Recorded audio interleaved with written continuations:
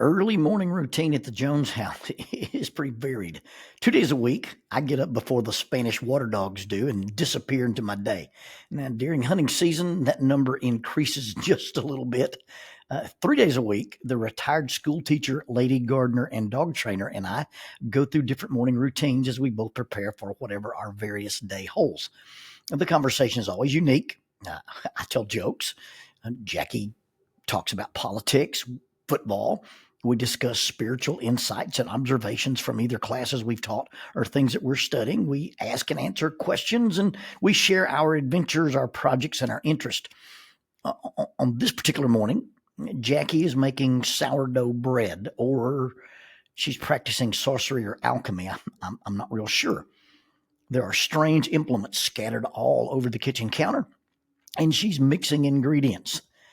I like making this stuff, she says. It makes me feel like a home and I finished school mom. There's that look. That look I often describe, the one that is usually followed by her statement, I have lots of emotions, but no words. No, she finished, I feel like a homesteader. So now I walk over to the counter and I look into the apothecary jar that she's using, and there's this little stretchy cloth cap looking thing. And in my mind, it looks like a cap. I now know that it's not a cap for people. It's a cap meant to cover the jar that she's put the yeast starter or the leaven. But I thought it would make a great homesteader cap for Jedediah, the patriarch of the Homestead clan. This is considered poor form in the world of bread making, and the things the bread maker is using should not be touched, handled, looked at too long, or played with by the non bread maker, despite his patriarchal status. My sweet wife has a unique and adorable personality to go along with her disposition. We, and that includes not just me and her, but a group of our friends, we often joke about her uniqueness to the point that she used to call herself an alien. Her perspective and sense of humor is so unique that it has dual relationship and random and eccentric. Her view of things is both pragmatic and whimsical. Numbers often get switched in her mind. She can't remember a password to save her soul, and she's always struggled with spelling. Please understand, she's incredibly intelligent. She graduated in the top of her classes in both high school.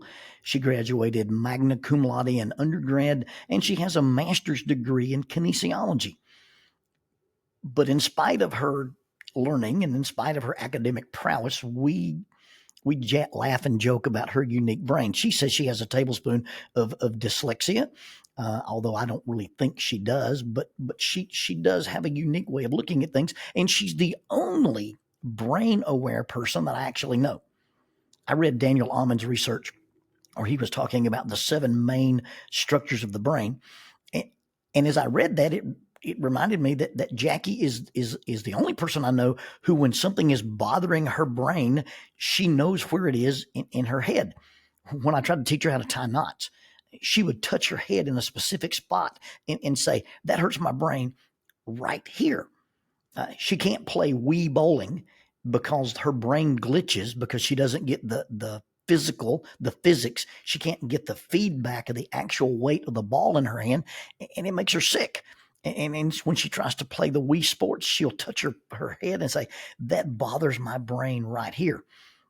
She can play Mario Karts because you're watching the little carts drive, but she can't do an immersive driving game because her brain is waiting to feel the G-forces of being in a moving car. And if she's in the first-person shooter position where she's in a car and can't feel the physics, it almost makes her sick. It makes her motion sick. And she points to that part of her head and said, this is where it bothers my brain.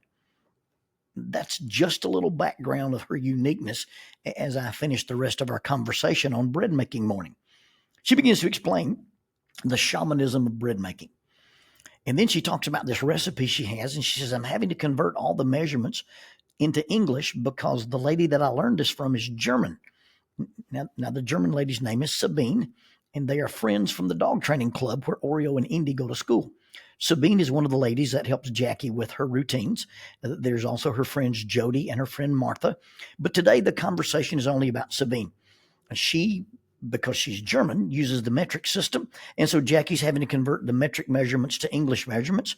And it's quite a challenge for her since she doesn't like numbers and doesn't enjoy math. And as we're talking about this, she says, oh, by the way, the lady who taught me to do this used to struggle with dyslexia, real dyslexia. But when she started reading and speaking English, the dyslexia went away. I'm blown away. I'd never heard that. I'm taking in this new information. I'm thinking about the book entitled The Gift of Dyslexia. I'm thinking about the different brain structures from Daniel Ammon's research, the cingulate gyrus and the hippocampus and the basal ganglia. I'm delving into the stories that I've heard where people would wake up from anesthesia and could speak another language. I'm thinking about the complicated intricacies of the human brain. And suddenly Jackie says, and just think, if I were Chinese, I'd be normal.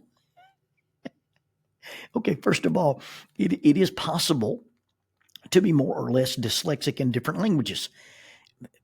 It has to do with how deep or shallow the orthography of any given language is. Normally, English is the language that exacerbates dyslexia and not the other way around. I was deeply interested in trying to understand how this could happen. And not being a neuropsychologist, I was going to have to do some research, and I was trying to think of who I should read from and what I would Google in order to follow this little trail of thought. And I'm thinking these deep psychological research thoughts and her takeaway. If I was Chinese, I'd be normal.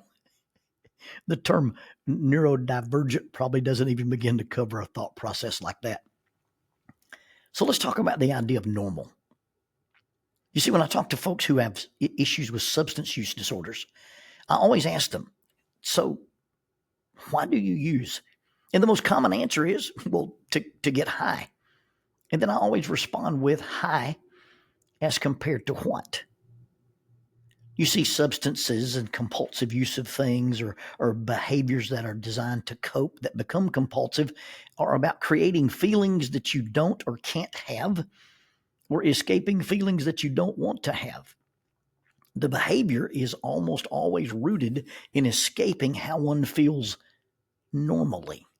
They don't like the way they feel when they feel normal, so they escape it. I don't believe my sweet wife struggles with any form of inadequacy or any kind of insecurity, and she's not uncomfortable with who she is, and she's not uncomfortable with who she's not. She enjoys, embraces, and is comfortable with her norm. But her norm is entertainingly weird, thus her funny random conclusion, if I were Chinese, I'd be normal, made me laugh. But it caused me to consider all the random thoughts that people have when they start considering normal. The unrelated things that we think we need to be or do in order to feel normal, be perceived as normal, or to be deemed as normal or adequate by other people. Now, when you begin to talk about normal, there's a dichotomy. On one side of the dichotomy is we accept who we are. I didn't cause it. I can't cure it. I got to cope with it. Or we look at the things that are controllable and we decide that our norm is not functional, and so we try to modify it. One side is feeling normal with your norm, and the other side is recognizing that we are using our norm to excuse ourselves or to control and manipulate other people. Making other people responsible for the difficulties my norm represents is probably intellectually and emotionally dishonest. Now, can an individual norm be abnormal? Absolutely. But the question is, do I embrace it? Have I learned to cope with it? Have I learned to deal with the particular idiosyncrasies that come with my normal? Or have I attempted to weaponize it such that others are forced to cope with it on my behalf? What are the limits? What are the parameters in accepting your normal? And I'm not talking about a relative truth, embrace your own truth, follow your heart, reality denying subjective worldview, but an honest appraisal of, I'm okay, and I don't have to do something radical like suddenly become Chinese to be okay. Just think if I were, and fill in the blank, just think if I were blank, I'd be normal. Just think if I were thicker, thinner, more muscular, pretty smart, athletic, like you, like them, I'd be normal. Or if I were less anxious, less sensitive, I didn't tend to personalize neutral or even bad things. Just think if I were less depressed, less lonely, less histrionic, less extroverted, or less introverted. Why is it that we can't just be okay with I am this way. I respond this way. I think this way. And that's normal for me. Most of us, and that's a big generalization, but most of us would be okay with the idea of I'm okay with who I am and I'm okay with who I'm not.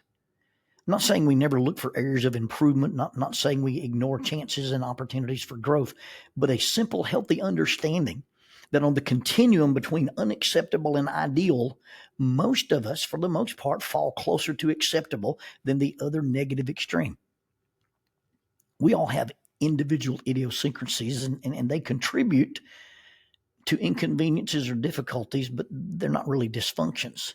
They may make our life challenging, they may make our life interesting, and in some cases, they may make our life difficult, but they are also the secret ingredient to our own individual uniqueness. Feeling normal about our norm can present two distinct paths. Problems arise when we fail to make peace with or accept ourselves and our norm.